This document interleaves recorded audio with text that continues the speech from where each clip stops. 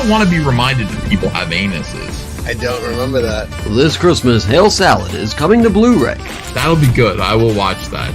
You would think with the amount of DNA I put in there that one of those socks would come alive. Well, it wasn't my weight that was a problem. It was my enormous anteater nose. Now offered in 1080p with feature mode, you can own the hit series that took YouTube by storm. I live in this man cave. And my cock small hair. I can tell you do shrubs. His pullout is horrible. Try to blur out my nudity, you bastards. This set collects all 10 original episodes, trailers, and special features.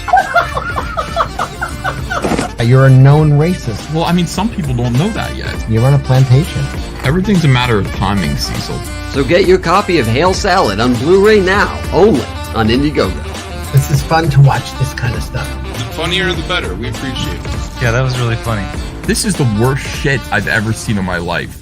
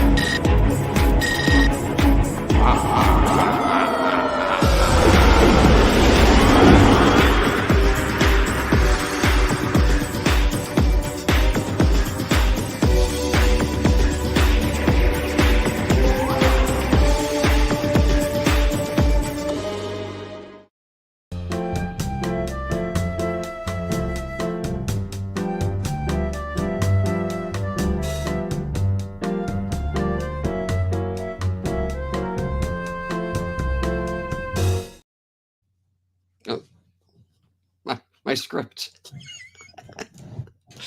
Hello, everybody. Welcome to whatever the fuck this is. People are like, I haven't seen a Camel Day stream.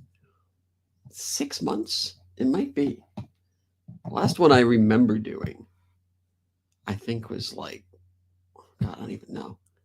Was it Cyber Monday? Well, that was like a year ago. I'm sure I did. I'm sure I've done something since then. What's up? What's up, my little humpers? We have 34 billion people watching. Thank you very much. Steve Rockwood. Good morning, Kelly. You're doing a great job. Thanks, Dad. Thank you very much. Early and even gayer. I should make an early and straight show. That's what the name of this should be. Early and straight to counter my late and gay. What's the point? Why am I here? Well, I have a whole fucking lot of shit to show you guys. And I don't always get a chance to do it on Camel Nights because, it's like a proper show. So I have some stuff. I got all of my Cyberfrog merch, my gear, if you will. And that stuff looks pretty freaking great. So I wanted to show that off. And then I have a bunch of art. What else we got here? I'm also going to be working on the Blu-ray cover. And I'm going to be doing some cleaning for the house ad that is going to be running in all of my upcoming comics. It'll be in the back cover pinup page, something like that. Yeah, Jeremy. Camel in the morning. That's me. Welcome. So, first of all, my wife walks in with the mail this morning, and I got all my. Look at this. Look at this. This is like something you find at like Hot Topic, or in like the cool kids section at Target. This is legit. It's even got that like circle tape on it. It has a barcode.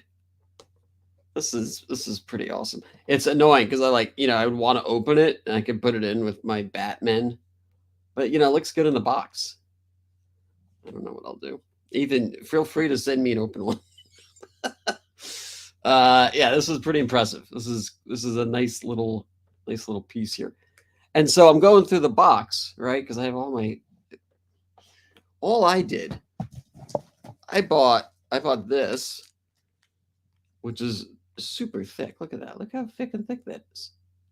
It's going to take me a minute to read through this. Super luxe. Very impressive. Yeah, so I will take a look at that. And then, so I'm going through the box. What else did I get?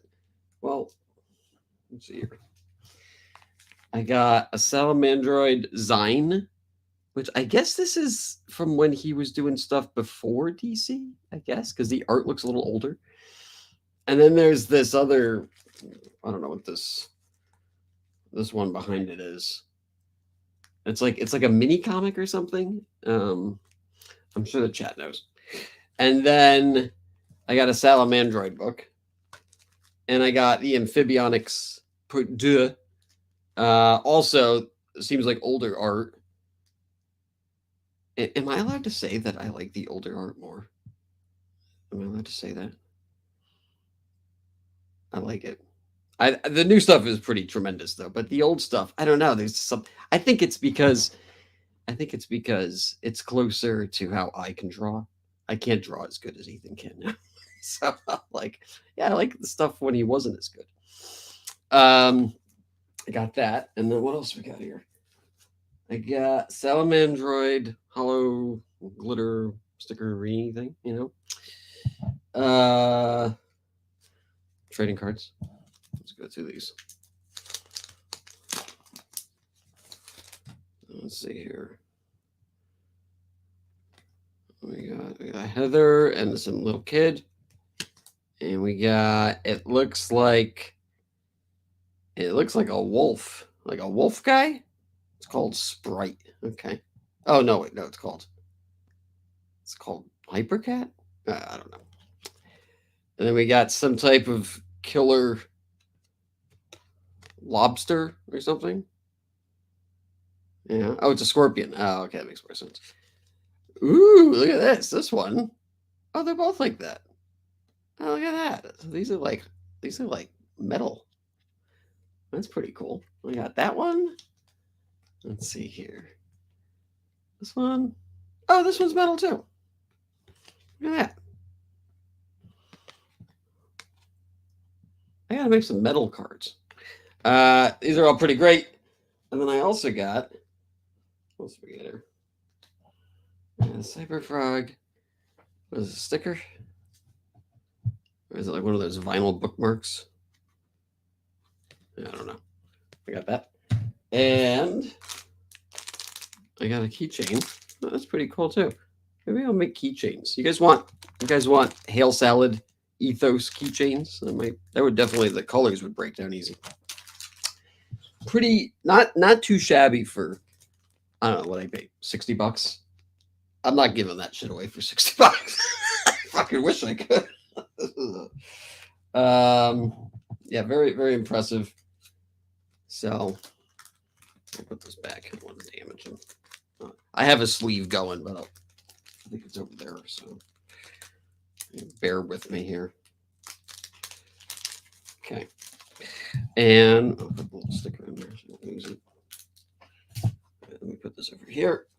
Also, while we're here, well done, Ethan. I applaud you. Real reason for the season. I am closing out Boots and Heels. I'm gonna do it today-ish, maybe tonight. So just every time I'm about to close it out, I get like $400 or $500 more in sales. So I'm like, well, you know, I don't want to like wrap it up before everyone gets their chance. So I'm gonna have to make a hard stand at some point. Let's see here. Let me present this to y'all, and you guys gonna see my unsightly desktop. All right, here we go. Boots and Heels. Here we go. We hit $38,342. We're only $1,650 away from $40,000, and then I can sleep easy, knowing that we hit 40K on this little campaign that could here. And so, you know, what are we getting rid of? For those of you who know, I am sorry to have to put you through this again. I'm sure it's like, oh God, another fucking pitch. I'm not going to pitch it. I'm not going to tell you what it's about, but I'll tell you to go buy it. Let's see here. So the 30K special, I don't even know why I named it that. It seemed like a good idea at the time. It's stupid. That will stay up. That's the quadriptych cover that I worked on with Bancroft. That was the after Jim Lee, you know, X-Men pick, which actually. All right, stay here. Stay here, everyone. I'll be right back. I'm going to go get something.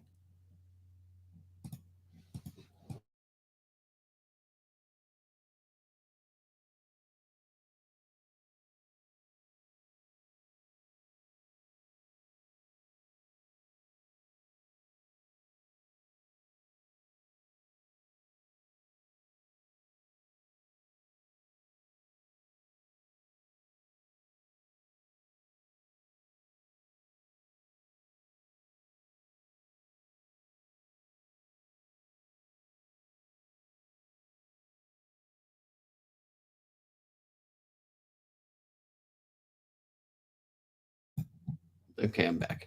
All right. That quadriptych is this here. Make it big. So, you know, obviously this is not comic size. This was a print that I made for Tampa. And go this way. This was pretty nice hollow foil. This was, I think, $25 at the. This was actually signed. Where is it? Maybe. Oh, I think there were like two. There were like two that Bancroft didn't sign. This happens to be one of them. But probably be doing something with those at the next event. So, and then there's also this. I'm going to show people this. This is actually much better. This is the shoebox. So if you got the shoebox tier, look at this. It's like an actual shoebox. Camel Moon logo. You got heels mask, boots mask. Very, very, very nice. Dan Lawless, flawless art. And then you open this up, and it says, "Start at the end." You open it up. You got that. You got up here on the tab, it's that quadriptych I showed you. And then you got this actually. Wait, now I have a book in here. But it's the whole thing. Like you can see the whole poster. So I designed this. There's only it says we have 50 left. I guess technically I'd have to give 50 out if we sold 40 more suddenly. But I think I only have about 4 or 5 actually produced. Otherwise I'd have to go out like, you know, do another purchase order. But this will be coming down 100%. It's great. It's 3 inches deep. So you can fit a shit ton of books. Actually, I have a bunch over here.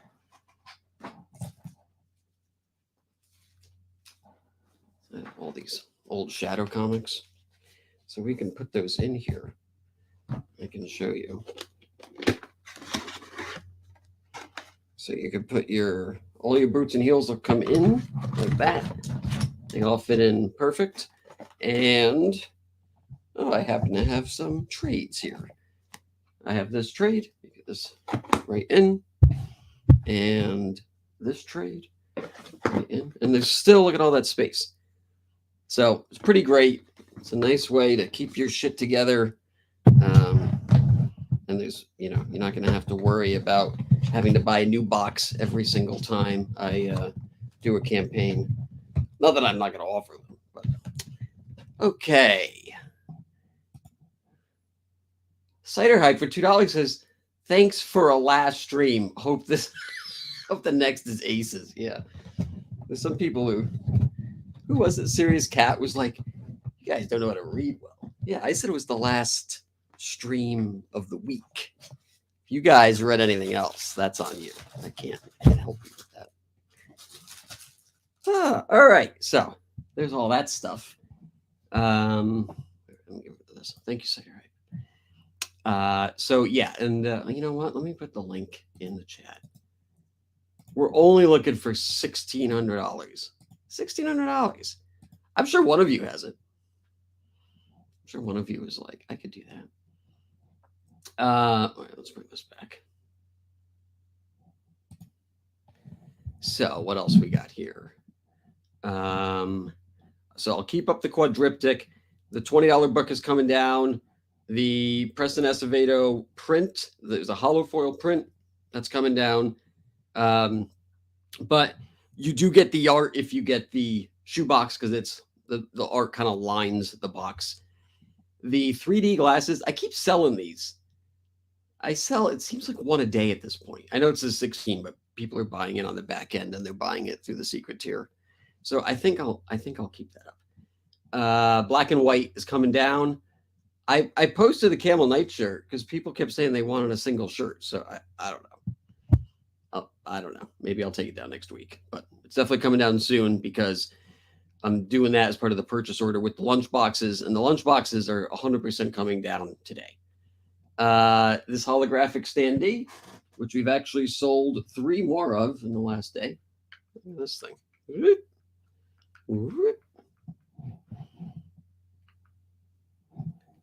we go. Yeah. This is coming down today as well. And you can change out the background. This is the original cover from like when I drew like 10, 15 years ago. And you put it like that.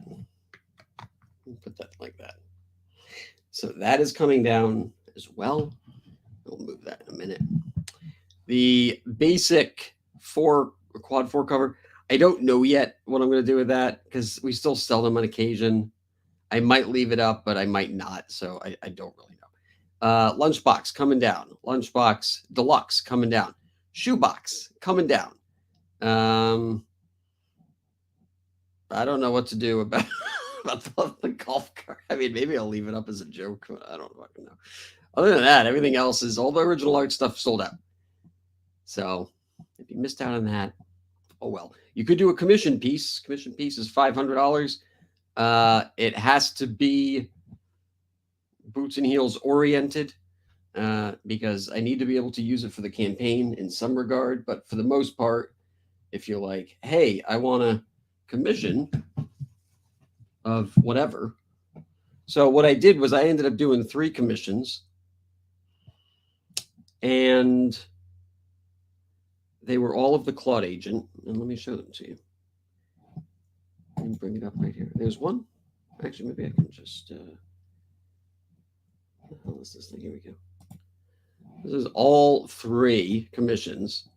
So I ended up doing one of Claude Agent meeting the Wolverine, Claude Agent Shredder, Claude Agent Asbats.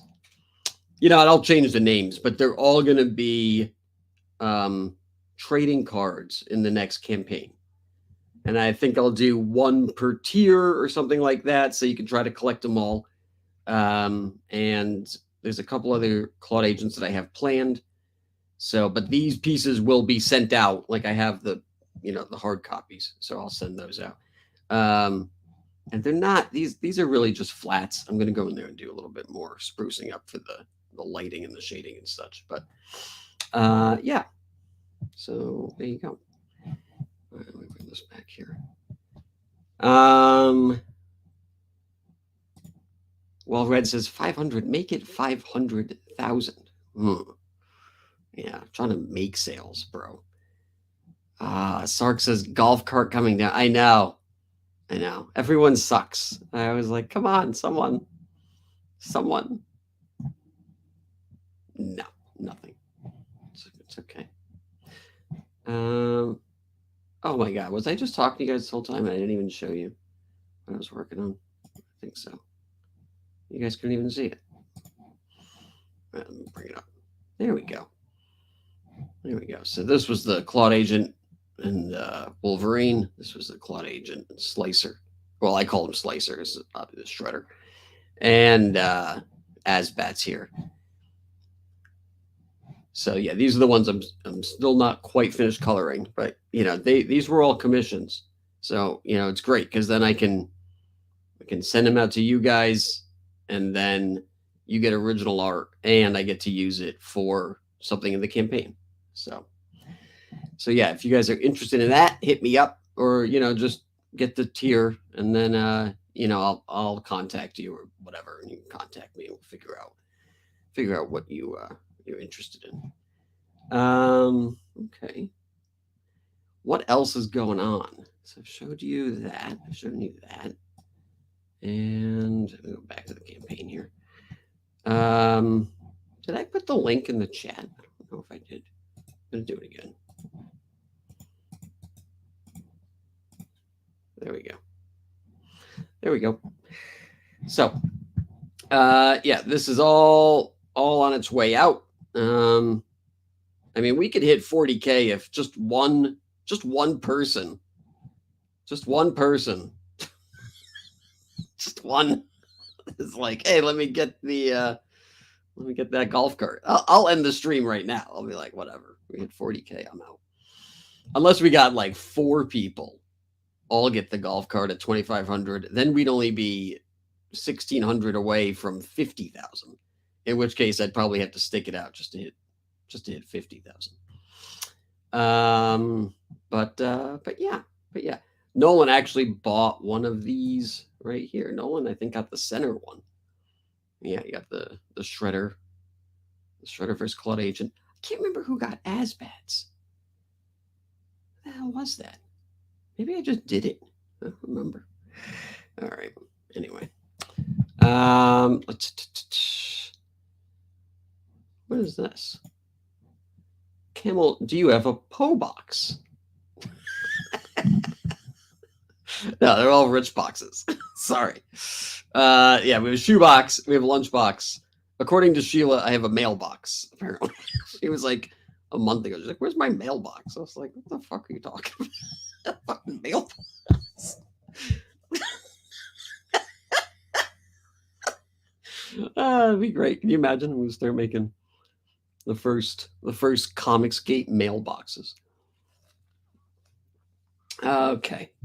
All right. I mean, we'll check on this periodically. I'll refresh it and cry because nobody bought anything. It's fine. I get it. But oh wait, there's more. So we have here, everyone knows, next week we're launching the Hail Salad Blu-ray campaign. So I wanted to show you guys some stuff going on there.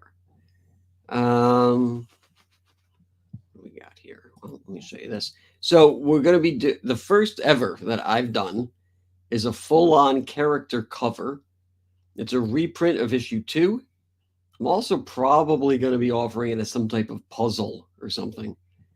And this is it here. This is every single character that's in Hail Salad in every episode. I would say excluding the comic, but I think even the comic doesn't have anyone that's unique to the comic. So I guess it would be every single character. Including who's going to end up showing up in the last episode. So yeah, I guess there's some spoilers here, but not really, because I've I've shown these characters at some point through some type of, poster release or something. So it'll, cut in half because it's a wraparound cover, so it'll look like that, and then the back will be the other side there. And I think we're going to offer 2 versions of this. It'll be the first ever time I offer a book that is not a hollow foil cover. But this is the great part. It's going to be free shipping. So if you don't have the book yet and you're like, hey, I really want that book, I haven't gotten it yet. Or maybe you just like the cover. You're like, hey, that's a cool cover. You can order the book and you can get it for free shipping. And I think we're going to have a tier on there that's also free shipping for the Blu-ray. So I'm trying to work that out with you guys. There's going to be plenty of nice, cool Lux shit on there as well. I'm going to do this same cover here in a gold font with like some type of gold or hollow foil print. That'll be like a much higher tier, but I'm trying to make sure that everyone can get a copy that wants a copy. Let's see here. Neil, I don't know who Neil is. Hello, Neil. Says, great old dads review, Camel. The woke are trying to outsmart us. That's it, man. I totally thought that. I saw it was like, first I got in a disagreement. It was not an argument, but I got in a disagreement with Vaughn. And he was like, no, it's totally not woke. I was like, I beg to differ. But then I saw Yellow Flash, Rich Cooper, a whole bunch of the, Gamergate guys be like, oh, it's anti-woke. I was like, you guys, I don't know what the fuck you saw, but it is backdoor woke. It's totally trying to pretend that it's not, and the message is plain and simple. Do not fight back. Just do not resist, or you will lose everything. If you guys haven't seen it, I posted it. I posted it yesterday or the day before. It's about 25 minutes long, maybe something like that. It's actually, I still think it's under 1,000 views, but I think it's the highest viewed thing I've ever put on YouTube in such a short amount of time, except for maybe the Hail Salads. I think the Hail Salads get up pretty high pretty fast. But, of everything else, all my cut downs are edits. KSS says, I agree. Camel's old dad review was great. Almost as good as the 3.5-hour review of The Flash. Yeah. Still have mixed feelings about that. Let's see here. Yeah. Guya Goompla? Whatever. Or Ryu, sorry. Says, wow, Camel is giving something for free. I mean, it's not really for free, but it's, cheaper than it would be otherwise. So anyway, we have the character poster. It's fun. It's kind of like like when the Simpsons would do those big character posters. And then what else we got here? I want to show you guys. What else will we be offering on the next campaign? And we'll go into it much deeper next week. But I will be offering CG's first ever animation cell. It's A5 size. For those of you who don't know, A5 is it's a slightly bigger photograph. I don't think I have anything on me, but it's about this big or so. It'll be able to slide into the back of a comic. So I can put it in one of these bag and boards when I mail them out to you guys. And it's going to be of the 3 Ethos, John, and Cecil Pede. And it'll come with this printed backdrop, and I'll probably do it in like a metallic print or something. And you can frame it. You can put it, if you want to put like little stoppers or something in between the plastic and the print, then it'll kind of pop out a little bit. So we'll be putting that out, and I'm going to put this out as well. This will actually come in the same tier. An entire collection. Look at these. Look how great those came out. So these are the little quiches that Eric Huffles are making. And these will actually be split into 2 tiers. The day one offer that, I'm going to do kind of like a 24-hour or 48-hour exclusive. That'll come with the Fraga figure. And then the other 3 will come with the animation cell. So, but if you get both the day one tier and the animation cell, you won't be double dipping. Everything will be unique and just one off. So, Hyper Wizard says they're beautiful. Hyper Wizard actually helped me out. Helped me find someone to. Are they in China, bro? They're going to be making the animation cells for me. So, otherwise, I would have had to go with a local company, and it wouldn't have been cost effective. And getting anything done in the States is fucking impossible. So, I think everything I do, with the exception of the comic itself, I get overseas. Standees I get overseas. What else? These boxes came from China. So yeah, these, and then Eric Huffles is making these Kishis. So and these are just prototypes, so they look a little maybe rough around the edges. I tried to clean them up in Photoshop, but they'll be much smoother once he has to mass produce them. And let's see here. Tech Zombie complained to me last week. He was like, bro, I've bought everything on your campaign. What else am I supposed to buy? I have so much shit for you to buy on the Blu-ray campaign. Don't worry about it. Don't worry. I got everyone covered. And we have an array of prices from, I think it starts at 25. There's a 25, 35, 45, 55, 65. And then it goes to 120, 130. And then I have an everything tier that is every single thing from the last campaign. I'm still working on pricing for that, but there's only 3 of those left because it was every standee, every comic, the lunchbox, every sticker, the sticker book. So there's an out of print fee, but also the shipping is free on that too. So, okay. And Proby says, Camel the salesman ain't done yet. Well, this is what you get. You get sales streams, because unlike every single person in CG, I don't pitch on my show. So this is what you get. And I'm just I'm just trying to get through it. So I think, is that it? I have a bunch of tabs. I think that's it. There are a lot of things that I'm going to be putting up on the campaign, but I don't want to mention them yet because some of them are surprises. Some of them I'm still working on the pricing. So yeah. Okie dokie. So I'm just going through here. Still don't see any super chats. Thank you. Nobody. Let's see here. Those actually seem to make sense as Kishis more than the others I've seen. I have them here, actually. I don't know why I'm showing you just pictures. I have them right here. Okay. So here's the John figure with a translucent head. How cool is that? And I know I've shown the Cecil figure. There's Cecil. It's so cool to have something that you invented, that you created as like a 3D little toy. I mean, it's not this. Hello. I'm nothing.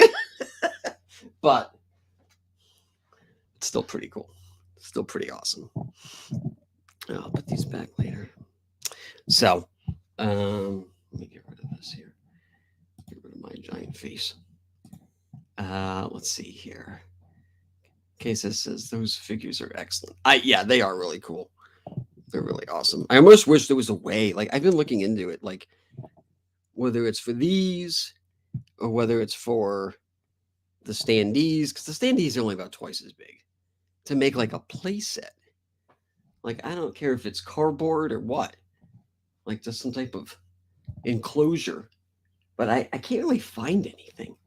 So I'd have to like probably have them custom printed and then like cut, like die cut or something. I really don't know. I don't even know where to look for anything like that. But anyway, yeah, okay, let me get rid of this. So I'll move this up here. And this. And this. And I will refresh this live to massive disappointment. I hope everyone's ready. Oh, it's not massive. It's subtle disappointment. $38,400. I wonder who got what. I don't know. Just kind of look through, I guess. I'm not really good at just picking it up. It might be a secret tier as well. Yeah, I don't know. It might be a secret tier. Anyway, whoever you are, thank you very much. Thank you for keeping me from making this the last stream ever. Yeah, we'll take a look at that later. Hail Salad says, I'm sorry. Why is there not a Hail Salad member? Improby says, Hail Salad cereal sounds delicious. I could totally imagine Hail Salad cereal. It would be like, do you guys remember the Ninja Turtle cereal? It was like Life cereal mixed with marshmallows. That's totally what it would be. And all the characters would be marshmallows. And then you'd have whatever your flax, whatever that would be. That would be great. And then you could have the box would be a bowl with Ethos head over it, and his nose would be right in the bowl of cereal. Maybe I could just make a box. That would be cool. Maybe I can make a faux box of cereal and put it in the dimensions of the Blu-ray, and then make that the Blu-ray keepsake box. That's not a bad idea. Maybe I'll look into that. That would be cool. Also, I'm working on the what do you call it? Let me get rid of this. Is there a way that you could just make custom cereal? I mean, it can't be hard, right? You know, like they have like those custom wines, like for weddings and such. Like, you know, you pick the cereal you want and then you make your box and then they just ship you like 50 of them. I mean, that sounds like that sounds like a Shark Tank pitch, but Hail Salad cereal and have it taste like actual salad. No, gross. But I got it. You know what it would be? Oh, it makes so much sense. You would do like cornflakes, but the cornflakes would be green to look like salad. And then, you know, the marshmallows would just, you know, kind of fill up the bowl with color. That's fucking brilliant. This way it'd look like a little salad. I mean, it'd probably be disgusting. I would. Ew. Yeah. That's what I'm gonna do. I'm gonna make that box design. I gotta find a way to use it. But everyone, very good idea. Yeah, 50 boxes sale quick or sell quick. Yuck. Red marshmallows for tomatoes. Yeah, see, he knows. It would work, man. It would be hilarious. I'd also love to do a Hail Caesar salad dressing. Or like Caesar. No, Caesar Hail salad. Yeah, I don't know. I'd have to work on the writing, but no, it wouldn't be Thousand Islands. It would be like a Caesar salad dressing, you know, because Caesar. All right. Okay. All right. Let me move this up here. So what am I working on right now? This is the Blu-ray box. And so I still have to put, gotta fill like actual copy in. I don't really know what to put. I gotta like figure out exactly what the options are gonna be. Let's see here. Actually, that's pretty much done. I just kind of had this open, but I'll probably work on the next project. I should probably move some of this shit around. I don't think you guys want to watch me work on Photoshop shit. I can't imagine that would be of any interest to anybody. But yeah, this is what it'll look like. Although I think it'll probably get rid of the home video top because Blu-ray discs are like kind of shorter. I don't really have one on me, but I have one over there. But whatever. So I'll probably crop the top of this, and the day one offer, the first 48 hours, will have this cover in hollow foil for the Blu-ray. So you can buy it with that, and that day one will offer the what will it offer? It'll offer the Frega Kishi. It'll offer there's a special sticker I'm working on, and it'll offer a unique, brand new standee that I don't want to show because it actually is one of the characters that's in the last episode. That's not on the cover that I just showed you. So we're gonna have to wait on that one. But that'll let's see. Yeah, so then this will be on blue or this will have a hollow foil. And so I think it's gonna be at 25K. We're gonna it's an actual crowd fund, which is I feel like people don't do that anymore. Everything's just a pre-sale. So it is a pre-sale in the sense for the actual content because it's already made, which is great. So you guys aren't gonna have to wait long on it. It'll ship probably within 2 months of the campaign closing. So I'm very excited about that. But at 25K, we're gonna unlock the Hail Salad movie. The Hail Salad movie will be about 15 minutes long. And then at, I'm trying to think. I think it'll be at maybe 40K. I mean, it might, I don't even know if we'll get that high. I have no idea what the interest is in this product. But then I'll add another 5 minutes to the movie. And then at 350 backers, I think I have a stretch goal set, but I can't remember. Oh, it's commentary on this DVD. So if you want like a 30-minute documentary style where I essentially edit it together and like show you the timeline and I go through the process. So that'll be at 350 backers and that'll be on this Blu-ray. And so what I'm thinking I'll do as a way to move this along, if we hit 20K and the campaign closes, then I'm just going to close it out. That'll be it. If we're at like $24,000, then I'll leave it open until we hit 25.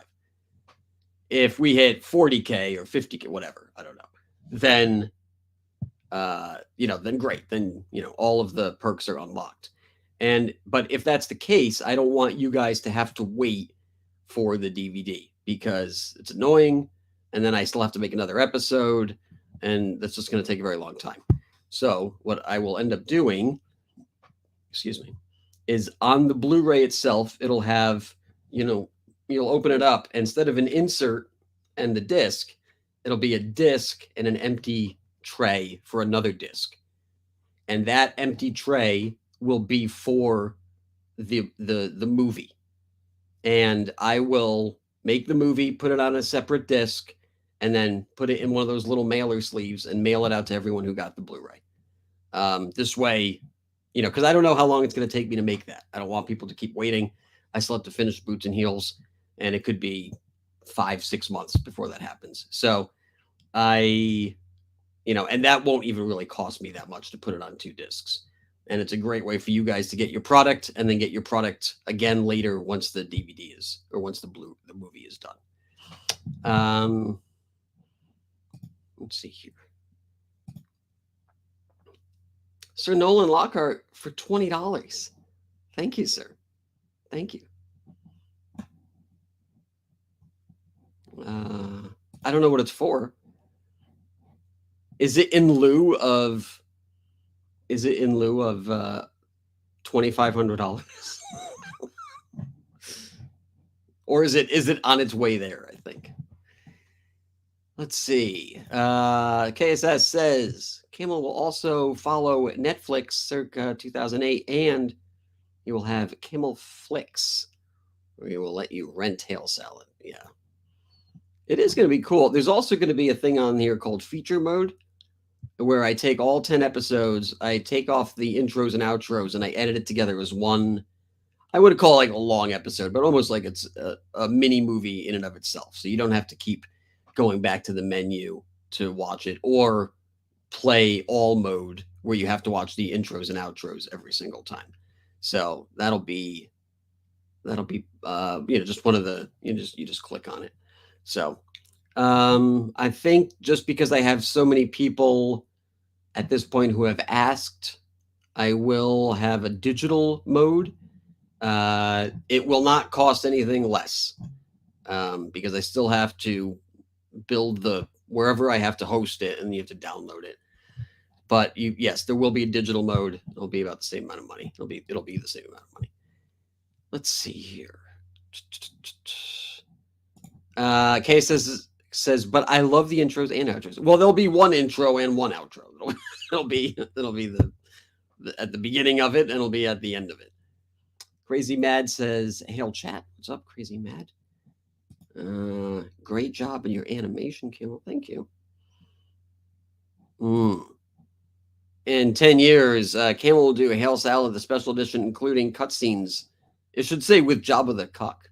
You know, that would be hilarious if I, especially considering that didn't I ban him from my channel? Didn't I block him?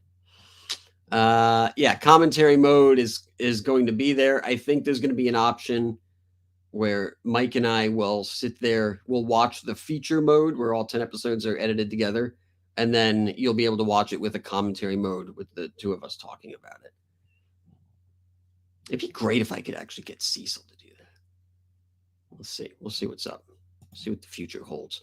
$7. And Proby says, is the Hail Salad video game still in your future plans? It's already 3 episodes in. Or not episodes, sorry, levels. It is very cool. It's old school NES, and it's Metroidvania kind of meets Mega Man. So you get power-ups. You can go to an array of levels to start, but there'll be sort of locks everywhere. And then you'll need certain things to break those locks. So at one point you have to get Ethan's hollow foil shoes for a double jump to get over a certain thing. You'll have to unlock a lightning strike to break through a wall. And every time you go through another place, you have to fight another villain. You'll have to fight Smugless. You'll have to fight the Preston Fly.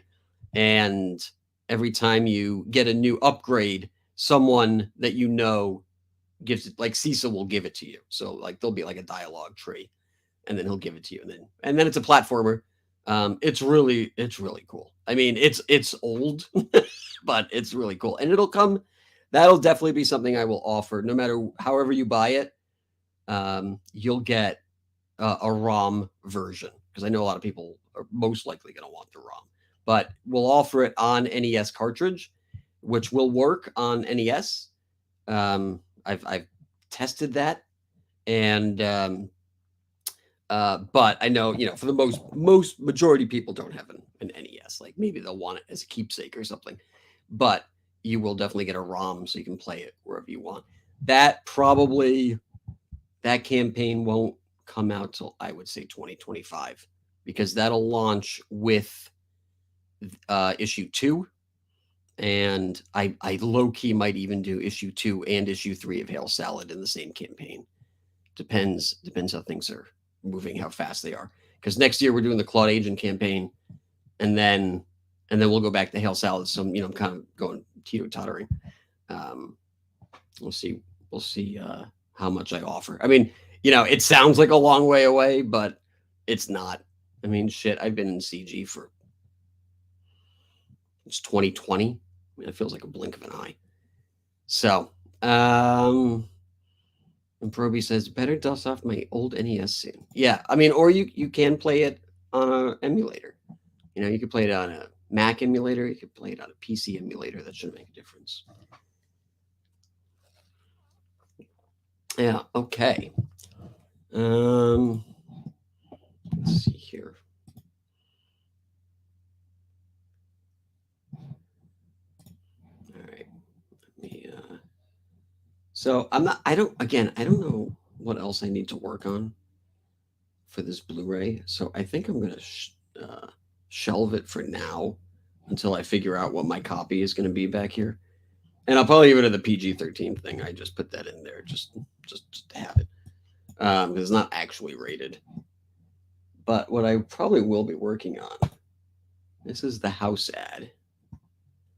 And this has, let's see here, Boots, I got Heels, Frega, Cecil, Claude Agent, Platooth, Ethan. They have one of the X-Thems, the other X-Them. This is a character called the Glass Hammer. This is a series I've been working on for years that I am not in any way ready to put out or talk about at this point, but he's one of the characters for the Camel verse, or whatever people are calling my universe. And so this will, I don't know where the copy will be, but this will be in the back of every comic that I put out. I'm thinking of maybe putting this piece up for auction, or at least a tier on the next campaign, because those art tiers seem to be doing pretty well. So I'm pretty happy about that.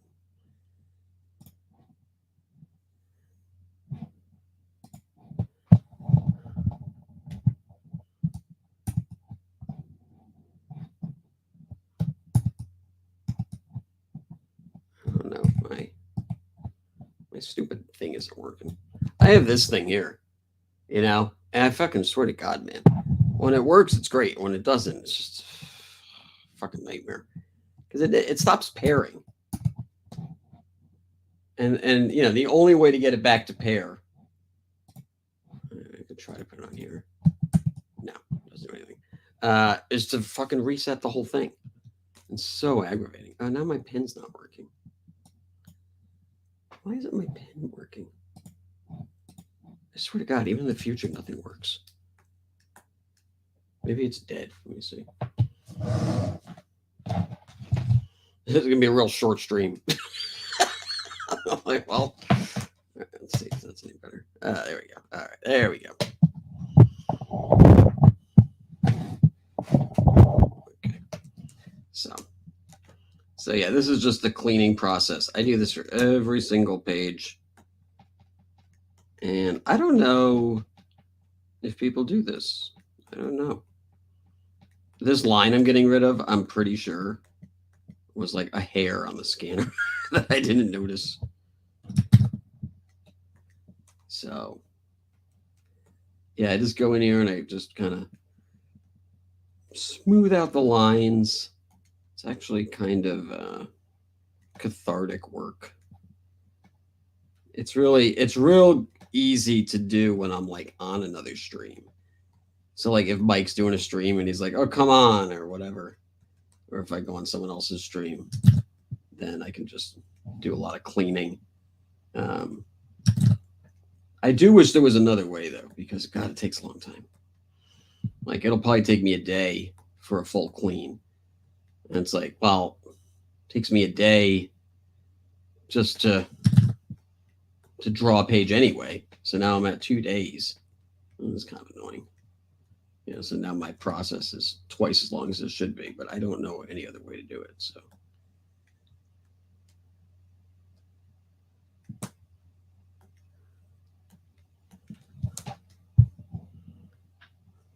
So before and after. Yeah, it's not. Yeah. It's just really a pain in the ass.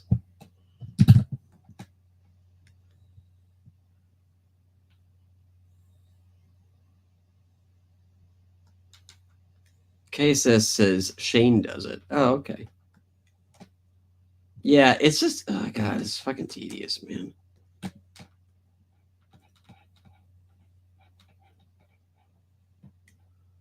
And it's like, it's almost because like the scanners are so good.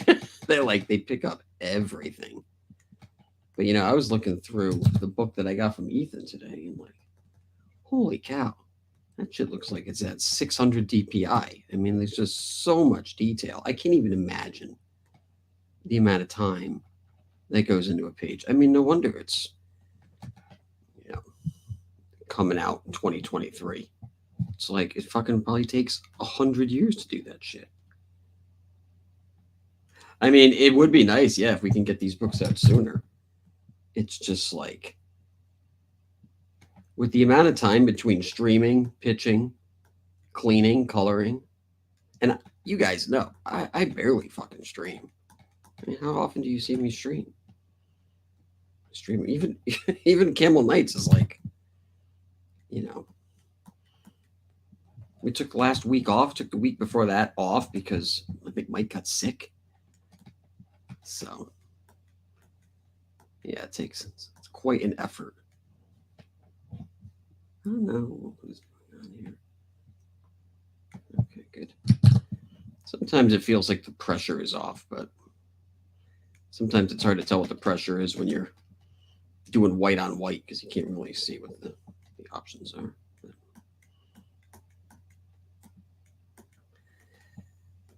So I think I've made an executive decision here.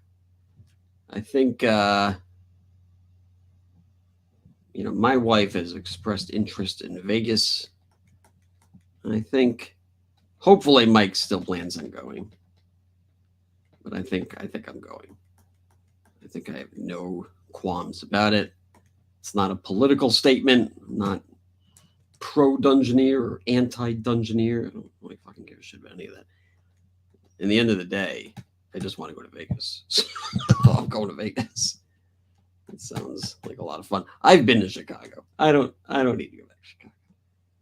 Also, the way that it's being set up, at least from what I understand, it sounds like there's going to be a row for us to sit at. Whereas I think the way John and Shane are setting it up is like, well, they're going. But if I wanted to go, I'd have to set up another booth or table or something. I'm like, no, I don't want to do that. So I think as it is, PTP plans on getting a row for us, and then we rent the row from him or something.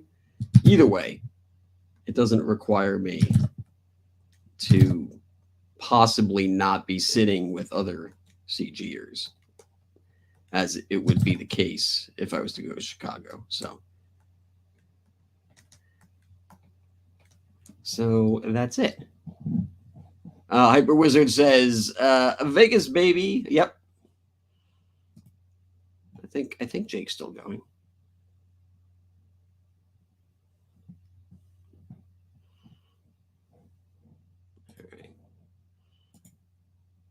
So yeah, you can see it's just slight, subtle differences. And when I'm done, you're going to be able to really, really tell the difference. Oh, shit. Sometimes it's good, to be able to do this too, because I can go in there and really kind of clean up some line work. Like this arm is just a little light on the line work here.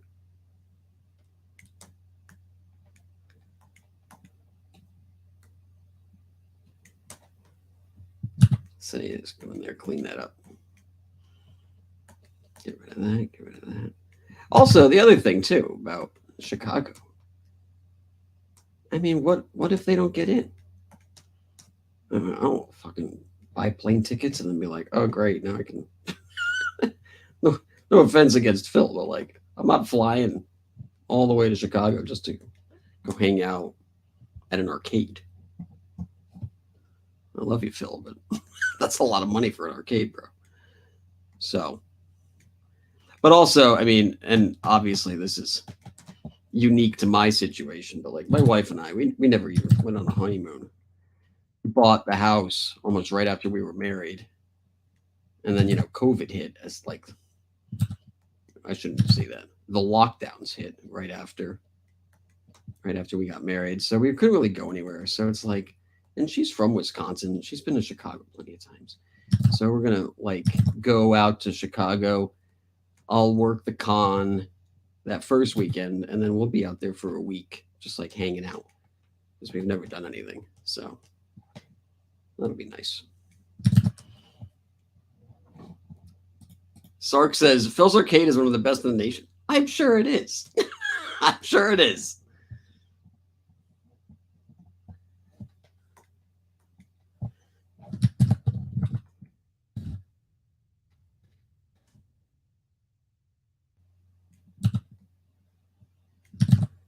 So the way I think we're going to set up the launch next week, we're going to go on, I think we're going to launch on Mike's channel. I don't know what the fuck's going on with their butt here. I'm going to clean this line up. And I think we'll have the episode up at some point, either right before or right as we go live with the campaign. This way people can watch the episode, and then, hopefully they're excited for it. Get out of here. And, we can kind of head everyone over to the campaign. I'm just making an executive decision of redrawing this whole butt.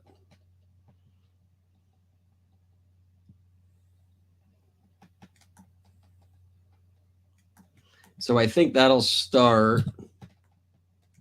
I need a thicker line.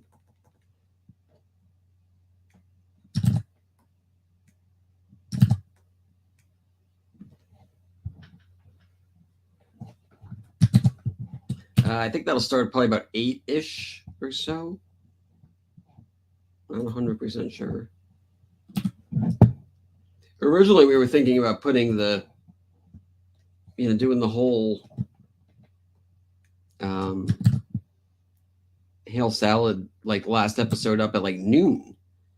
And I was like, I don't think anyone wants to watch Hail Salad at noon. It's like watching Conan O'Brien at like, it's like, no, it works because it's late night. You want to watch it late. So I think that's how we're going to do it.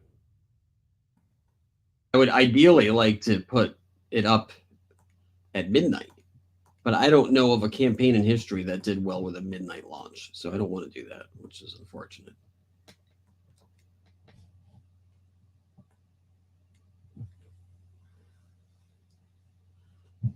KSS says Camel Moon calls his honeymoon the Camel Moon. Yeah, you can't win money from an arcade machine. Yeah, that's what I think.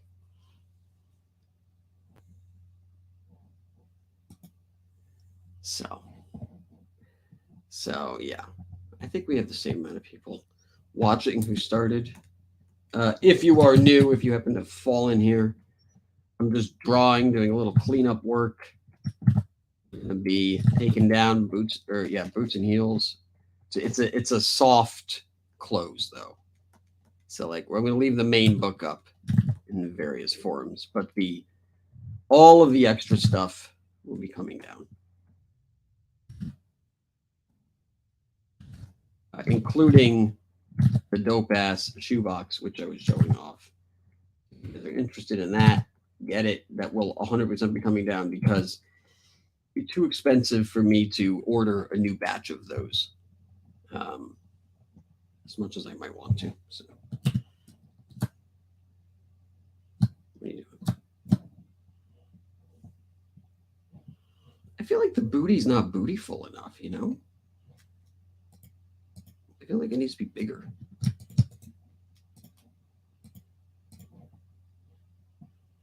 All right, let's make it a little bigger.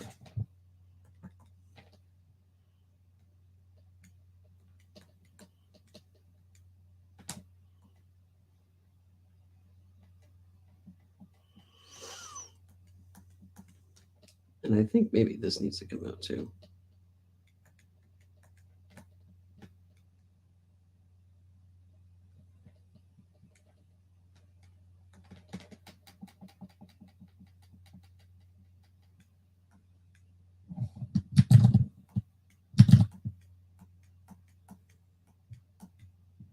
if any of you out there have bought an original piece, it's coming.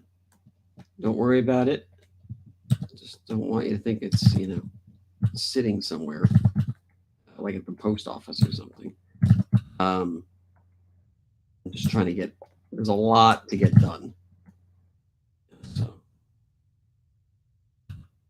that's what it's, okay, yep. I can't make her butt big if the panties were coming down lower.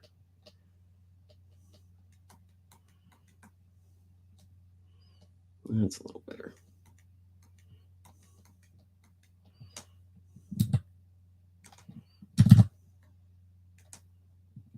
That's a little better. Okay. Let's see here. Ryu says, Camel Moon.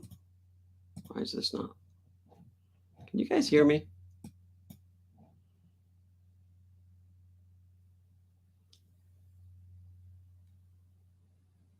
Am I back? All right, good. Let's see here. Sorry about that. Camel Moon, would you do a signature ad on For Hail Salad?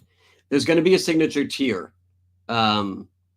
It's actually called the signature tier, and there's 2 versions of it on the upcoming campaign. So, yeah. Jimmy Reyes says, can I ink it? Can you ink what? This is already inked. I'm just cleaning it up. I was making her booty bigger. See, it was little. Now it's bigger. Yeah, but it's already inked. You can ink anything you want, I guess. I'll just send you some pencils. I have this book that I was working on years ago. It was actually what I went to Comic-Con 2017 with as my portfolio. And it was a Terminator versus Batman. And I have like 10 pages done, maybe 12. And I always thought it would make a great book. And it's all in pencils. And I've been kind of like low-key looking for an inker for it. I don't know. You guys, I mean, I would obviously have to change the names, call it like Ratman versus the Exterminator or something. But I don't know. Would you guys like a campaign like that? It'd be a short book. It'd be like probably like 25, 30 pages. But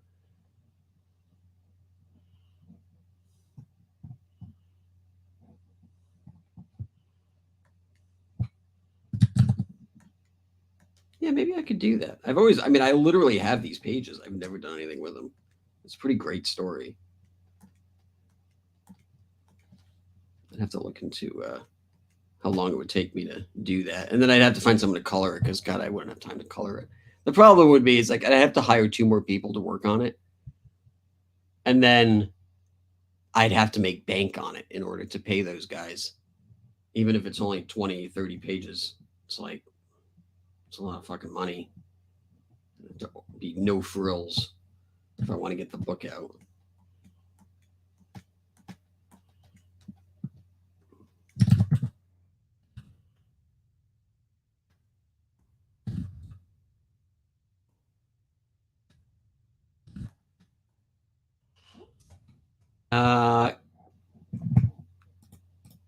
Camel Moon, why don't you show us?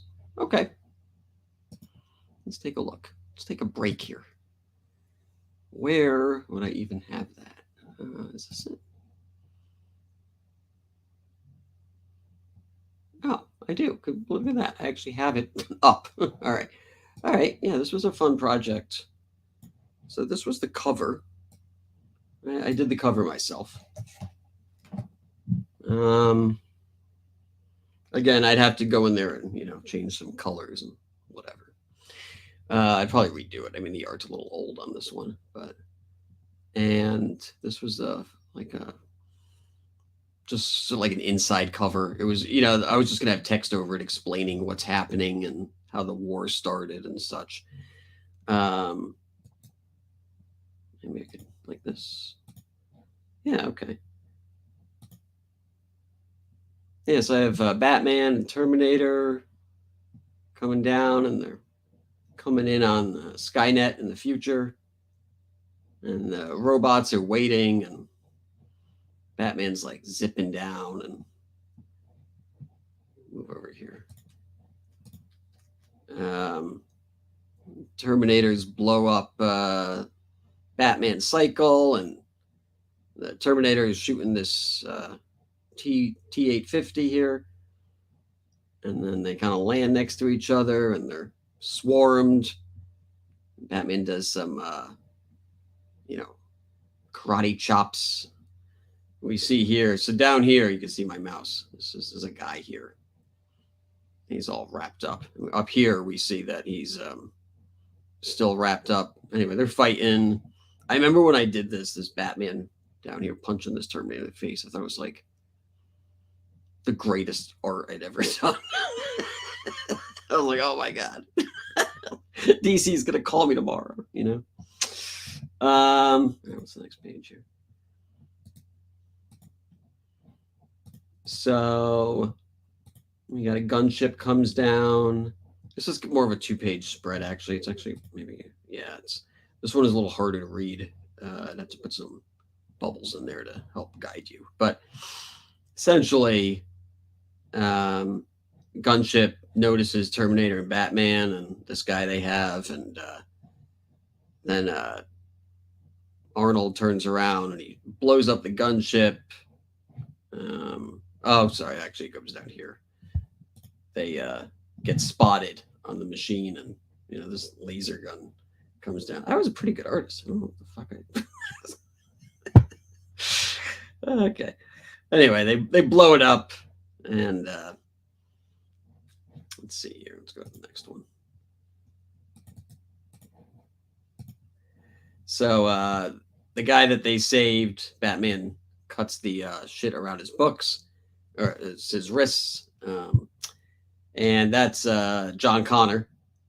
And Batman's like, you got to tell us what you know, and so he looks into this fire here, and he starts to remember when he was a kid. So it's kind of a transition. And he starts telling him about, like, when the T-1000 went into the molten lava, whatever it was, that metal. He's talking about his mom. How his mom was, like preparing him to be the military leader. And then there's this moment where John goes up to his mother, and his mother tells him to get fucked. So he goes and walks away, and then his mother comes up to him, and oh no, she's got blade hands, and it does a hard cut, and then we cut to this where you realize that the T-1000 killed John Connor back then, and he was never John Connor. He's always been the T-1000 this whole time, and he uses it as a way to sneak up on Batman, and he right through the heart. This is where it ended for my portfolio, and the whole point was they had to go back in time to stop this event from happening so that they could stop Cybernet from taking over later. It's a little bit more complicated, but this is like the first 5 pages of the book, so I don't feel like I'm giving much away. But yeah, it was fun. It was fun to work on. I would totally, if I thought that this was something you guys wanted, I'd consider putting it out. It would totally be a one-off. I mean, what is this? 1, 2, 3, 4, 5, 6, 7, 8. It's only 8 pages. Yeah, so I'd probably do another 14, make it like a 22-page book, and then I don't know. Maybe I can do it and make it a supplemental in a bigger campaign. This way it's not completely reliant on the sole success of this book selling. But yeah, there you go. There you go, everybody. That's back when I used to do more house style stuff, because I was truly trying to get a job with DC and Marvel. And oh God, it just took forever. And also, the funny thing is so I bring this to the con, and I meet with Jansen. Jansen does a portfolio review for me. And literally the first thing he says is, we don't draw like this anymore. He's like, we don't, because this is 90s style. He goes, everything is very paneled now. Like, it's like, he said, it has to be easy to digest for normies. And I'm like, I mean, not for nothing, but what the fuck did I go to school to be taught for if you're telling me 15 years later we don't do that anymore? It's kind of insulting. But, what are you going to do? So, and then he did say at some point, he was just like, you might want to consider just doing your own book because indies are getting bigger. And he goes, I know. And he knew that I had planned on doing the Claude Agent book for years. I was working on Claude Agent back when I was in college. So I was like, yeah, maybe I'll just work on that. Because, I mean, what's the best case scenario? It's like I go to DC, I get put on a book I don't really like. I grind that out for 10 years, maybe less if I'm lucky. And then I have to hope I get my own book. It's like, yeah, I might as well just do my own shit.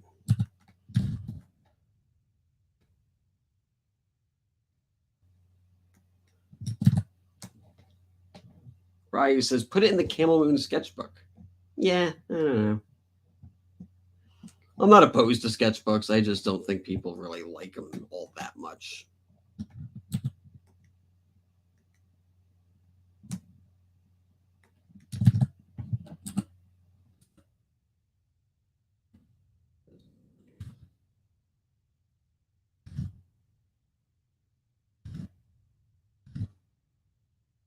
Okay, let's see. We got 42.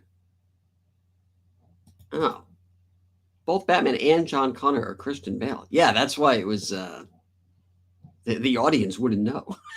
Like, who am I looking at? All right, let's do a refresh on the campaign. Let's see what we have here.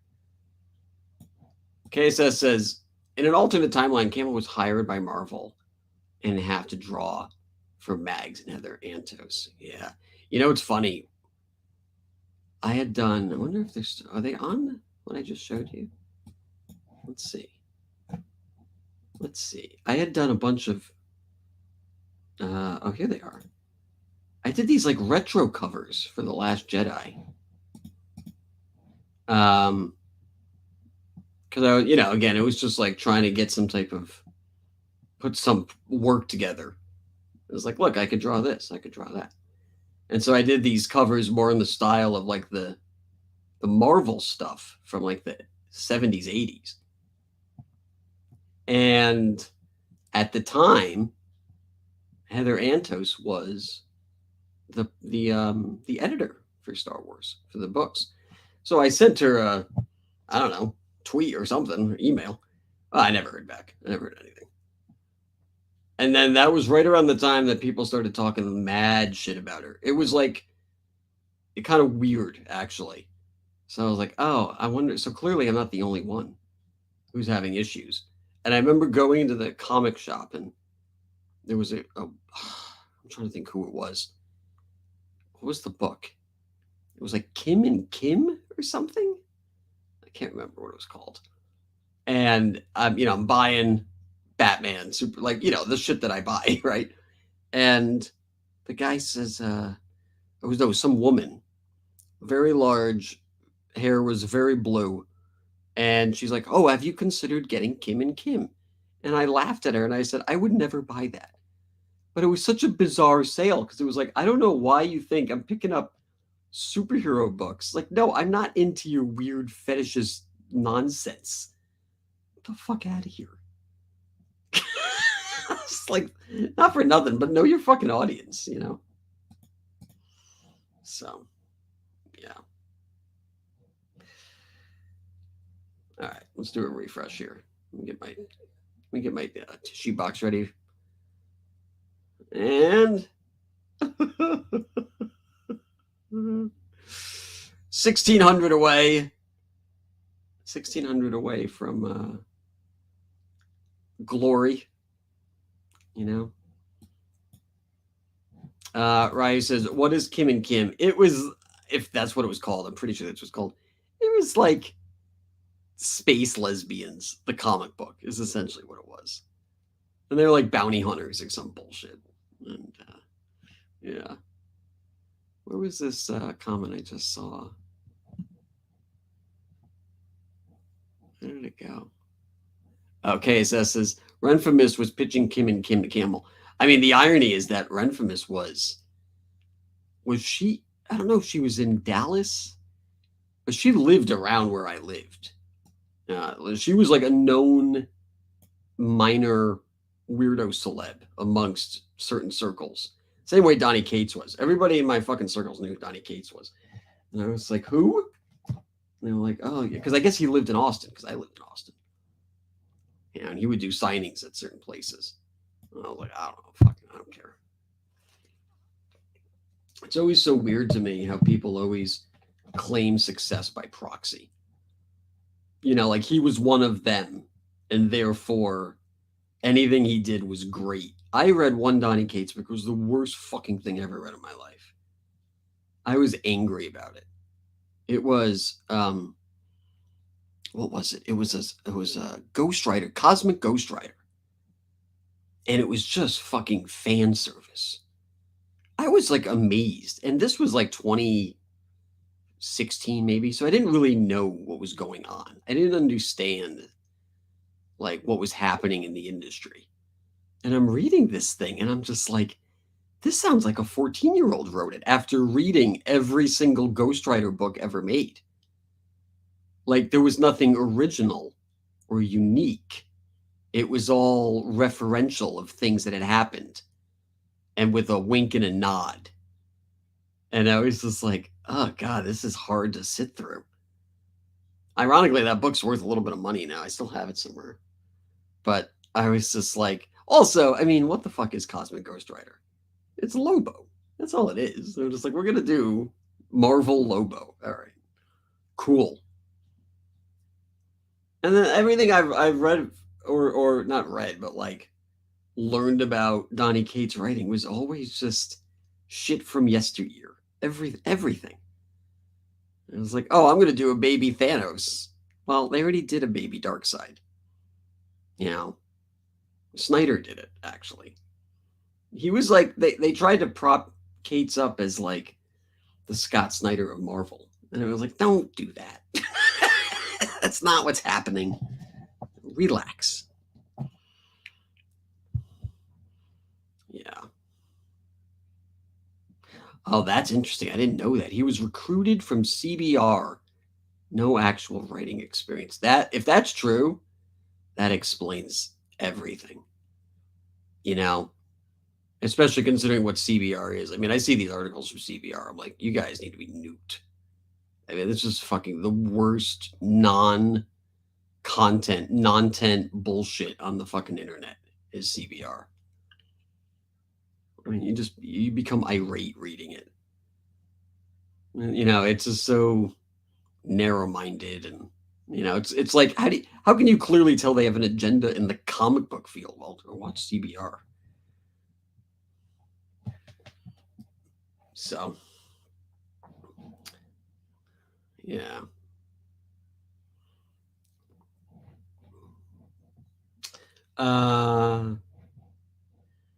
Anyway. Oops.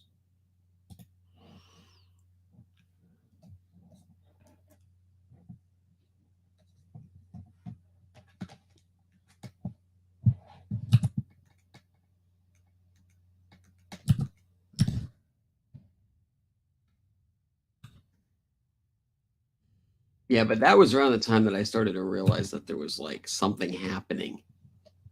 And it was weird because like I never thought that like it's gonna sound so stupid, but I never thought there'd be politics in the comic book industry. It's just like who gives a shit about fucking comic books? You know. And the irony is that I used to do like film and such for over a decade.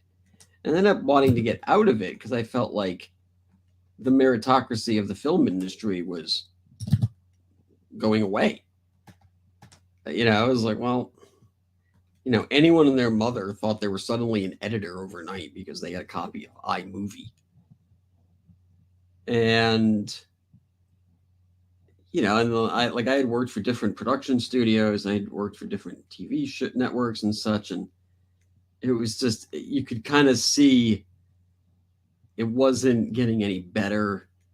There was a lot of nepotism, and I was just like, what the fuck is this? And like, it didn't feel like it mattered. And so I thought, all right, well, that's fine. I have plenty of talent in the comic industry. I'll just get my portfolio together and I'll go work in comics. Well, that was stupid. I might as well have said, you know what? I went to that summer camp, that NASA summer camp where I pretended to be an astronaut. I'll just go be an astronaut now. So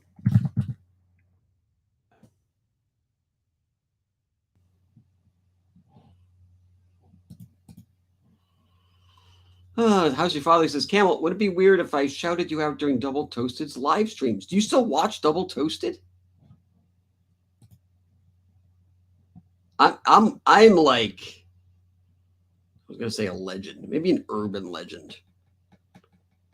Only the old schools are gonna know about Will Valiak at Double Toasted.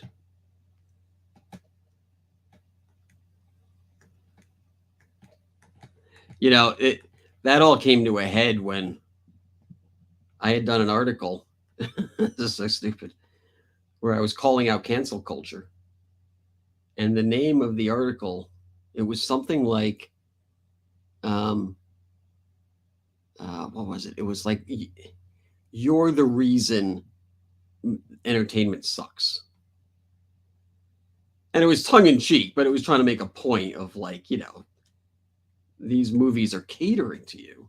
And because they're catering to you, they're not allowed to be artistic. And because they're not allowed to be artistic, you're getting trash. Anyway, my boss, Corey, he was like, he revoked my writing privileges on the website. It's like, come on, bro, what is wrong with you? And he's like, oh, you upset too many people. He's like, and essentially he held it over my head. He's like, you can have it back if we talk about it. And I was like, you can fucking keep it. I'm not going to fucking kiss your ring, bro. You don't want me to do it, I won't do it. But I'm not going to like ask for it back so I can do some watered down trash version. The best part about the whole thing was about 2 months later, Dave Chappelle did a stand-up special where he said the exact same thing. And just to see the mental gymnastics these people had to try to perform. And that's kind of when I knew. I was like, all right, I'm done here. That was the beginning of the splintering too. It sounds like everyone has that story. It all happened like 2 or 3 years into Trump's presidency. And people were just fucking losing their minds. And it's just like, like Bill Maher's still like that. It's like, dude, get over yourself. I can't believe it. If he's president, things are going to be so bad. Why? What the fuck did he do that was so terrible? You know what he didn't do? He didn't start fucking 3 wars. You say any of this stuff, and these people go fucking nuts. Oh, but it's what he could do. Jesus Christ. It's like they don't want to admit that they've got duped. That's the thing. You tell people at a certain age you were wrong. They would truly rather die than admit it. They'd rather be like, nah, that's not true. It's like, I'm sorry. Because to admit it is like admitting that you're a bad person. And not like a bad moral person, but like a defective human. Like, well, maybe you are. Maybe you're just a fucking tard. Plenty of tards out there. A lot of them don't know it.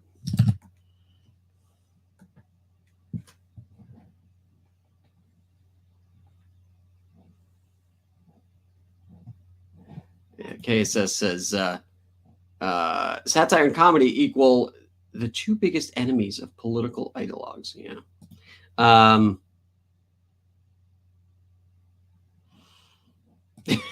Yeah, make this your comment. Man, you guys used to be cool. Or you should have been like, I preferred when you had counterpoints that were accurate, like when Will Valley was there.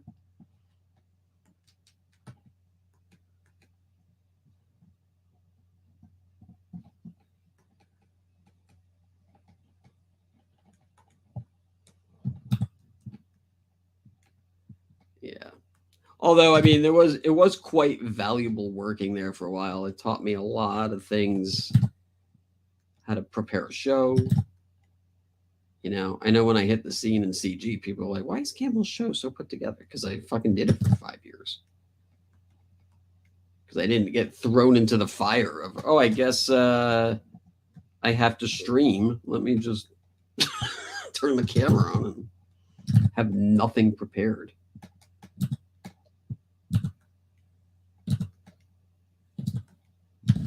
Also was quite valuable in dealing with idiots.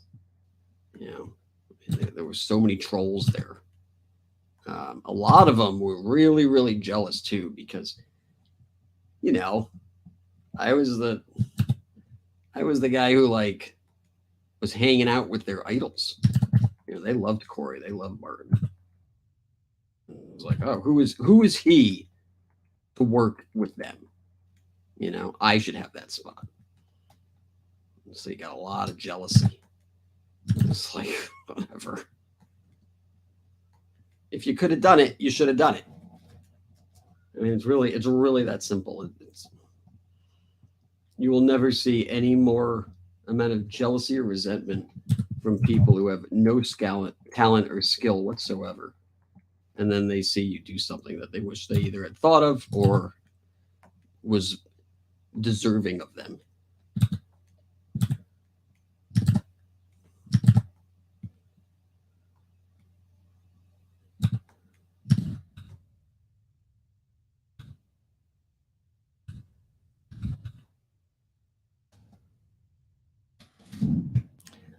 Ryu says, is there a sign-up list for Hail Salad?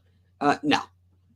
I have, I don't know, 1,400 people on my email list. I'll send an email out if you've signed up for anything I've done before. Also, it was a low-key impromptu campaign. I didn't even know if I was going to do it.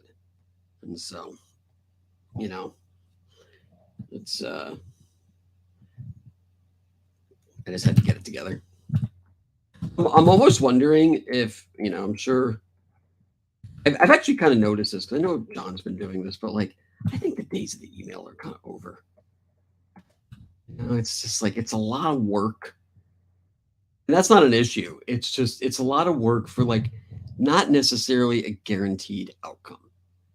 I had 500 emails on, or just under, 492 or something like that for Boots and Heels. And I think we're at, if I don't count people who bought things twice, maybe 250 backers. I know the campaign is at more, but it's like 350 something. But, you know, you figure a percentage of them bought multiple things. So if you do unique backers, it's probably about 250. So that's 250. That's half of the emails. So where are the other 250 people? You know, it's like if people are interested, they'll get your stuff. And it's almost like a lot of extra campaigning before the campaign itself. And it's just like, I don't even know if I have the time, energy, stamina to do that anymore. I think I'll do a sign-up list for the Claude Agent, but only because I'm going to be setting that campaign up, you know, 6 months to a year before we launch. So.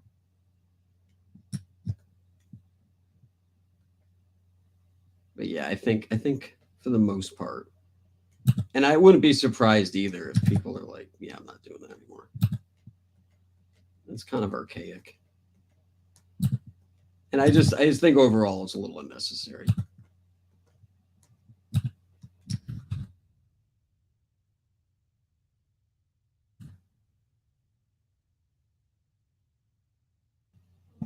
All right, let's see here.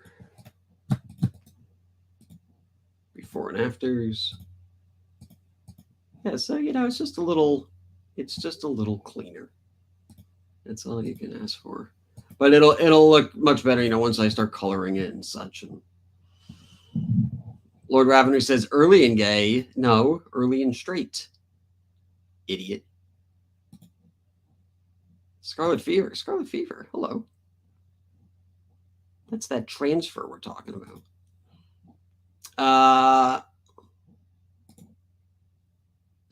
Fuck Google too says, well, I still like your channel. Oh, thanks. We're only about 14 emails away, or no, subs away from 3,000. We're really close this week. I went on Cecil's show, like, I don't know, a week ago. Gained like 20, maybe 30 members or subs. And they're all gone. Man, it didn't last. And it's not like, I don't think people are unsubbing. I think the YouTube is a fucking shit show. And, you know, whether they're actively throttling or they're not, I don't know what's going on, but it's like the fact that I've been perpetually almost at 3,000 subs for 2 years. I mean, okay. Yeah, you're right. I'm sure it's just the algorithm. I'm sure it's all the dead subs. I mean, that's the best part. I've talked to YouTube so many times. Never in my life have I had more circular, non conversations than with talking to the devs or whatever they are at YouTube. What a bunch of fucking ass monkeys. Totally useless. And you can tell that they follow a script. And so it's just like, what am I doing? Why am I talking to you? Although this was hilarious. So when was this? Was it last night? A little pop-up comes up on my YouTube. And it says, we see that you have a strike against you. Well, as per our new offering, you can go through a seminar training course to eradicate your strike. I was like, wow. So they're now they're trying to put you through like re-education. I mean, how insane is that? I'm going to re-educate you. Look, it's also ridiculous too, because I got hit because the algorithm thought a picture of Selena Gomez was a kid. Why do I need re-education? How about you fucking re-educate your stupid ass AI? What do you think? That was my intent? Let me show some. Also, it wasn't, they said it was kiddie porn. It was a picture, it was an AI picture. So you have AI calling out AI now. So that's great. That I'm responsible for, apparently.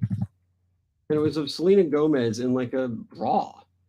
And I showed them. I was like, look, you have other worse pictures on YouTube of her actually as a kid in bra and panties versus this AI manipulation. They said, well, if this was for educational purposes, it would be acceptable.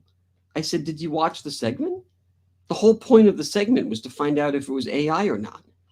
What do you think? It was a giant fucking fap-along? Like, what are you, retarded? And then, once I said that, they said, well, the decision's already been made. Well, if the decision's already been made, why are you even talking to me?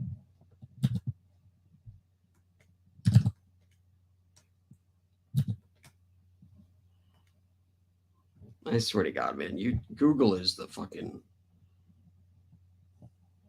it is actually the worst. And it'll be one of those things that'll never get fixed until there's like Senate hearings. Until some millennial finds themselves in Washington and actually wants to do something instead of AOC and just cry for the fucking cameras. Until that happens, and someone's like, all right, we need to hold YouTube accountable for how they treat their employees, because that's what we are. Nothing will happen. Nothing will get fixed. I do think it could happen, though. I do think that YouTube could face Senate hearings. I don't think it'll happen for years, but I do think it's a possibility. The problem is now is that the boomers who run things have no idea either how YouTube works or how it's fucked up.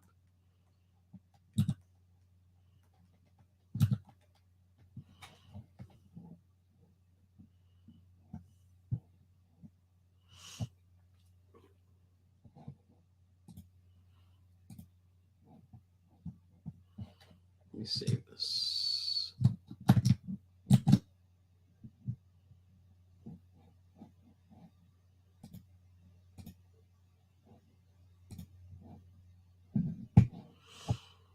All right. Let's see here. We have 50 people watching. I will put the link in the. Where the hell is my thing? Let me refresh this here. Get the link. I'm going to put the link in the chat for Boots and Heels. We're going to try to close this up tonight. I'm not going to be streaming till tonight, but trying to get 1,600 more bucks. Trying to wrap it up at 40,000 bucks. Right now we are at $38,400. NC pork barbecues. That is not going to Rumble. I don't know. It's an extra. It's a whole extra thing. I don't think Rumble is where it needs to be for me. I mean, that's the thing. I mean, it's not like a bitch. I'm just complaining. I'm not doing anything about it. But unfortunately, I don't think Rumble is the answer right now. I don't think they're good enough.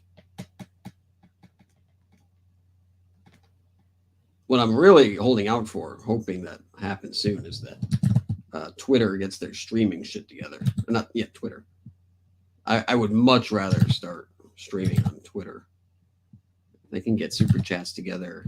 Right now, like, they have streams that are just up, but they don't have channels. So, like, I can't. They need to set something up so that, like, if I go to someone's page, I get to see all of their past videos. And I'm pretty sure, I mean, correct me, but I'm pretty sure they don't have that just yet.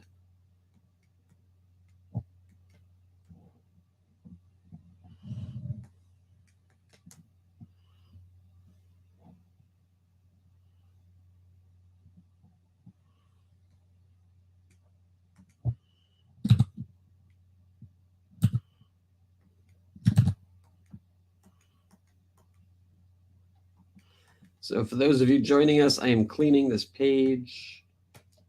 It's kind of busy work, but it's nice kind of work for me to do while I'm streaming because it doesn't require too much attention and it doesn't require too much focus as I try to read the chat. They're like, Twitch? No, I'm not going anywhere. I mean, I hate YouTube, but I'm not leaving YouTube. Nothing else is not as good.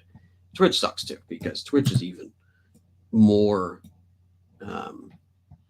I think they'll actually can your entire channel if you just say the wrong word. That's insane.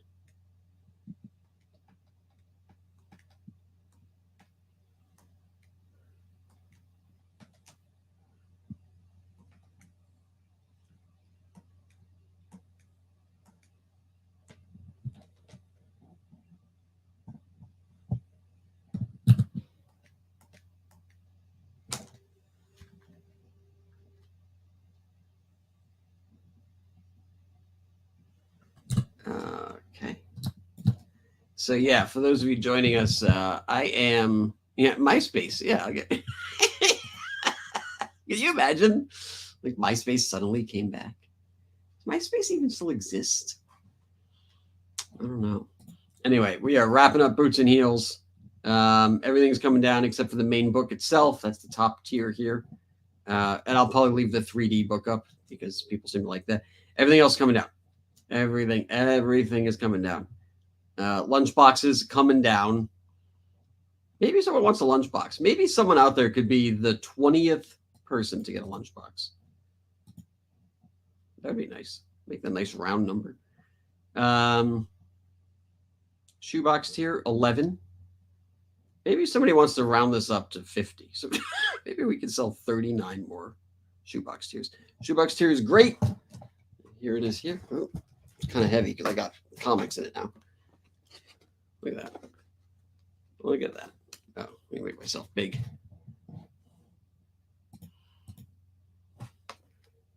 This comes with pretty much everything on the campaign, with the exception of the lunchbox. With none of the Camel Knight stuff, but all of the comic books. And open it up. And these are just a bunch of books, so everything fits in there, and it fits trades. What else we got? We got another trade. Look at that. And I got a bunch of issues here. There's some old Shadow comics. So it fits a lot of stuff. It's 3 inches deep. So get a lot of bang for your buck there. Comes with every sticker in the campaign. Comes with a print. I think it comes with some type of head sketch or something. So if you want some original art, that's a good way to get it. And it's a, well, I'll just show you right here. Yes, shoebox tier. $250 gets you all of this. So you get the day one that's no longer available, Dan Lawless trade paperback. You get the black and white trade paperback. You get the holofoil X-Thems. You get the black and white 3D book. You get issues 0 through 3, and you get issues 0 through 3 with the quadriptych cover that I did with Mike Bancroft. So pretty good deal. I don't think anyone else has given away $12 for $250. But Frank Bunny says 3 inches is still pretty deep. That's what I say. You know, I think 1.5 is just fine. I mean 3, you know. But the anyway, the shoebox and the lunchbox are both 100% coming down today.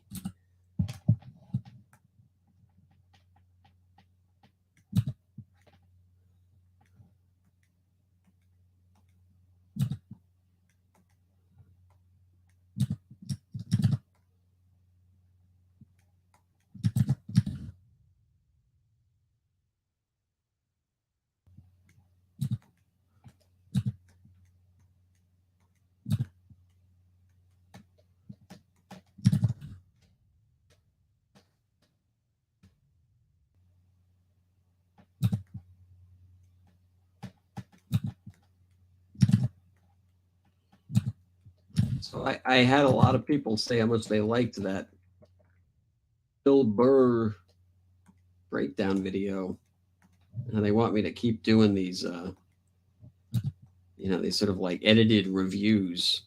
So I think I could probably do that. It only took me about a day, so it took me about exactly a day to shoot it, edit it, find the clips. So I think I could probably do that. It would. The only issue would be like if it started cutting into things, but so far it's performed well. It's just really tough because it's essentially free content. I don't get paid at all for making it, and I'm not getting mad views on it to constitute like it running my channel or anything. And at this point, I don't even know if it would bring me subs. I mean, it could. I guess it could. Like Bancroft's making all those shorts, and he's getting subs, but I mean, he hasn't really seen a huge turnover as far as like sales go. So I think he's gonna hit 20K subs probably pretty soon, or 19K. What is he at? He's like at just under 19, I think. But I don't know, like, if that has brought him any real backers. On the flip side, the people watching shorts is not exactly the same audience as people who are watching, edited content on their lunch break.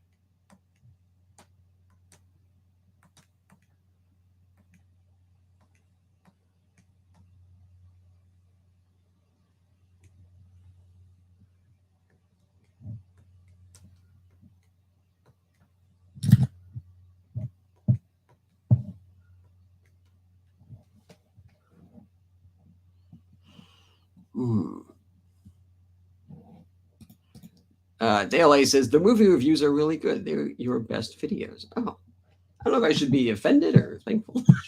I put a lot of effort into a lot of other things. Yeah, that's right, Raviter. That's the real benefit is the friends I made. Like hungry, eating peanut butter sandwiches. I was like, at least I have my friends.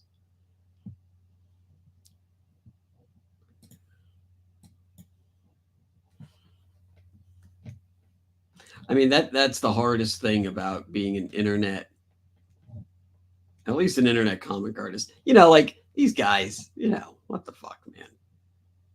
Like the Rippas and such, they're not writing. I mean, well, I guess they're writing the book, but not drawing the book. So it's a lot different because I have to worry about every aspect from writing it to drawing it to talking about it, going on shows, being my own salesman. It takes a lot of time. And I'm not even upset about that. I'm just saying it takes a lot of time. And so it puts me in a spot of like, well, yeah, I'd love to. I mean, shit, I'd like to go make Godfather 4. But like, you know, it's only so many hours of the day. So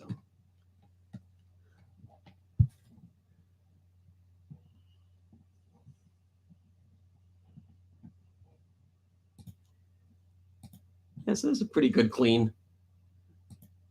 Yeah, it's just kind of like some slight highlights. You get rid of like just some of the garbage lines. Sometimes what happens is like these lines might not really exist on a visible level on the paper, but once they're scanned, you know, it takes in every little smudge or eraser mark.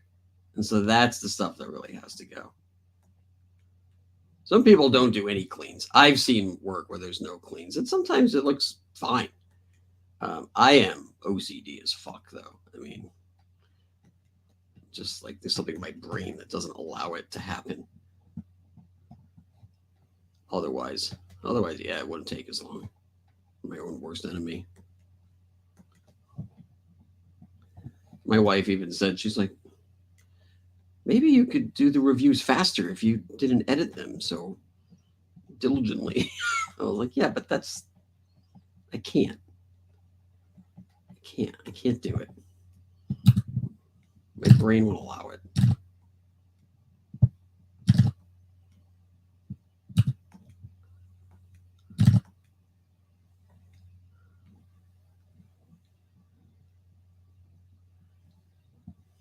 Well, yeah. So Hyperwizard says Camel's going to fire his scanner if it's not careful.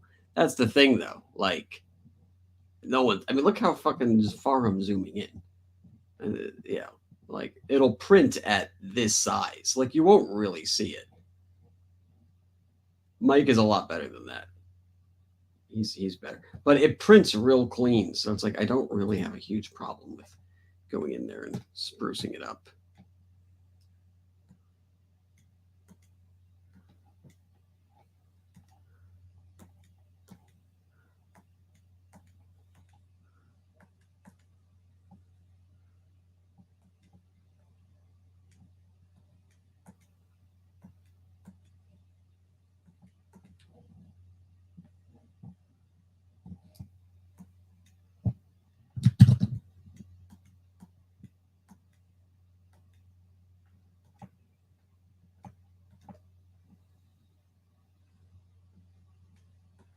So I think I could start doing more draw streams in the immediate future.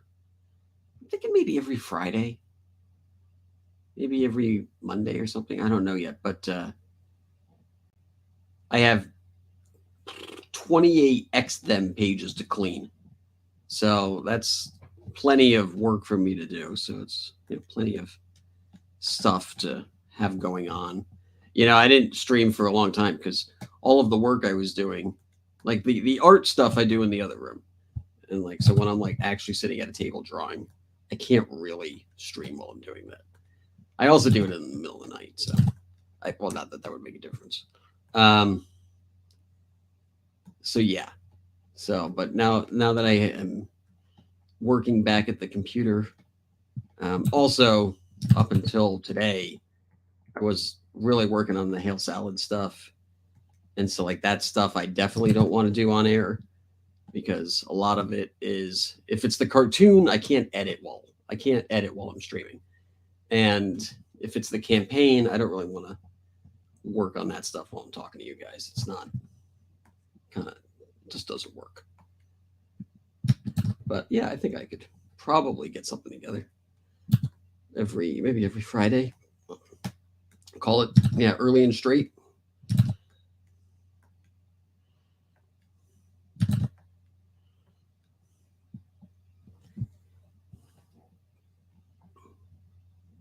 KSS says, I have noticed CG live content is thin during the daytime hours. Yeah, that didn't used to be the case. I remember when I got here, like 2020, oh my God, 2020. And, I was here, CG started like 2017, 18. There were a lot of day streams. It felt like the majority of stuff was day streams. So much so that's why I actually started Camel Nights Friday nights, because I was like, nobody's doing Friday primetime. And I remember people even saying to me, like, why would you do that? Because, people are with their families. I was like, yeah, we'll see. We'll see. Anyway, it was so popular. I had other streamers come in and steal the idea. I said, that's my idea now. I was like, all right, you can have it. I have other shit to do.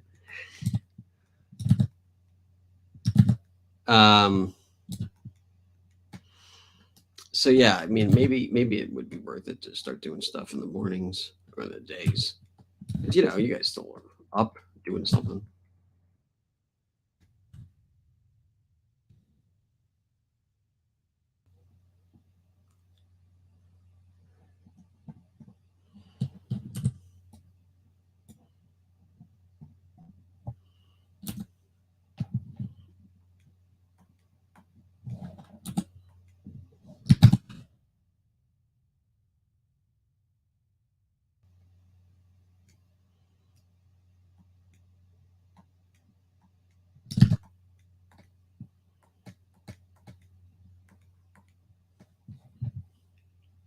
It'll all be part of the long con.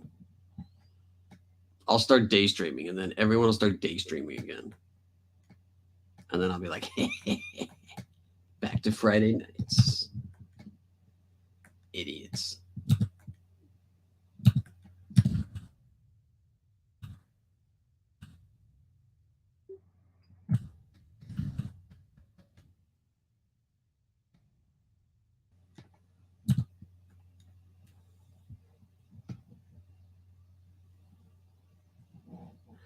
Let's see. KSS started streaming. I started his morning show again. KSS says CG started streaming at night because drunken debauchery is more acceptable at night. That's true. I should start day drinking.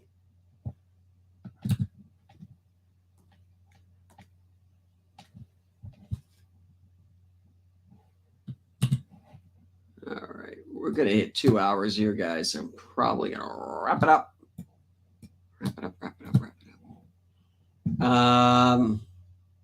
Thank you very much.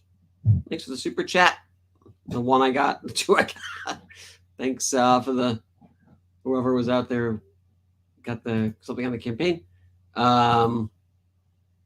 Let's see here. I think the link is in the description. So this will be coming down tonight at some time. If you want anything, get it. Get it. It will be gone. It's gone forever. You have to buy it a year from now at a jacked up price. You'll be crying to me. Oh, I didn't know. I'll be like, oh, well. Sucks to be you. So let me get rid of this. That is it. I gotta find something to play us out to. I don't know if I have anything. I need a short. Oh, this will work. This will work just fine. Good night, everybody. Bye-bye. What makes people all over America break down and cry like this? Call 1-900-9099-CRY and hear it for yourself. $2 for the first minute, 45 cents each additional minute. If you're under 18, ask your parents before you call. 1-900-9099-CRY.